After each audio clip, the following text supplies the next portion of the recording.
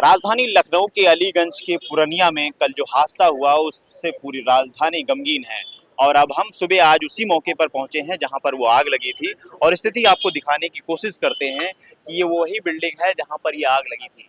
सोचिए, एक रास्ता ये आपको दिख रहा होगा जहां पर ये एसी के एग्जॉस्ट लगे हुए हैं और आप समझ सकते हैं एक यही रास्ता था जहां से ये निकला जा सकता है। आप जीने भी देख रहे होंगे, यहीं से निकलने की जगह थी। और दूसरी तरफ ये एलिगेंट पेट शॉप थी, उसकी क्लिनिक है पेट शॉप की, और ये वो थी। और उसके ऊपर जो एनिमेशन कोर्स वगैरह चलता था वो सबसे ऊपर वाली बिल्डिंग में थी। और वहीं वो बच्चे थे जो 15 बच्चे थे, जो मासूम जिंदगियां थी वहीं पर फंसी थी। और वहीं से क्योंकि निकलने की कोई जगह नहीं है। आप देखिए, ये जो एक रास्ता है सामने से सिर्फ एक यही रास्ता है जिसमें से निकलने की दिख रही है।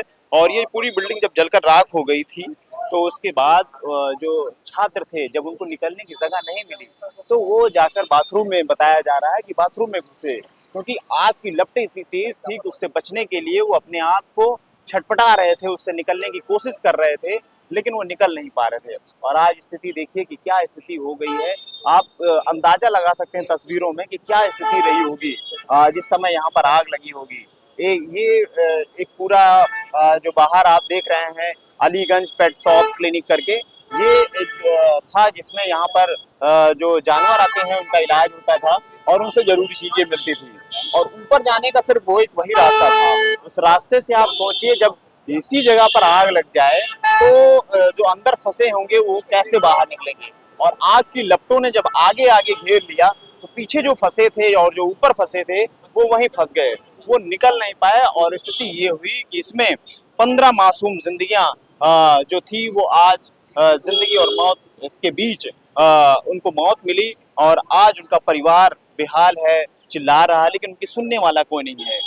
इस पूरी घटना में अगर सबसे ज्यादा जिम्मेदार अगर कोई है, क्योंकि बताया जा रहा है कि आज से 2 साल पहले जब ये इसको कमर्शियल से रेजिडेंशियल से कमर्शियल घोषित किया गया तो उसके बाद से यहाँ पर कमर्शियल चीजें चलने लगी थी। लेकिन इसके पीछे जो जिम्मेदारी है वो फिलहाल मुख्यमंत्री योगी आदित्यनाथ जिस तरह से एक्टिव हुए हैं उसके बाद से जो एसआईटी टीम गठित की गई है उसके बाद से तो ये है कि अब चीजें होंगी और कार्रवाई होंगी। 3 लोगों पर गाज भी गिरी है, मुआवजा की भी चीजें चल रही हैं। लेकिन वो जो जिंदगियां चली गई, एक बिटिया अनुष्का जिसका नाम था, उसमें अकेले वो कमाने वाली थी, उसके आगे पीछे उसके पिता आरएक्स आर्मी मैन थे, वो भी एक्सपायर हो चुके थे। और उनकी मौत के बाद पूरी जिम्मेदारी उस बिटिया के ऊपर थी। लेकिन आज स्थिति देखिए, वो भी इस दुनिया में नहीं रही है। अब सोचिए उस परिवार का क्या होगा, उसकी 2 बहनें, एक छोटा भाई और माँ, और कोई कमाने वाला नहीं। उस पूरे परिवार में स्थिति क्या हो गई अब आप समझ सकते हैं। हम कोशिश करेंगे कि हम इसके अंदर जाने की कोशिश करें और दिखाने की कोशिश करें कि स्थितियां क्या थी। लेकिन स्थितियां बहुत गंभीर थी। और आज स्थितियां ऐसी थी कि हम समझ सकते हैं चीजों की क्या हो रही होगी। लेकिन प्रशासन देखिए, प्रशासन यहाँ मौजूद है जो यहाँ से अंदर जाने नहीं दे रहा है। आज तो प्रशासन रोक रहा है, लेकिन इससे पहले शायद यहाँ प्रशासन कभी छापने नहीं आया होगा।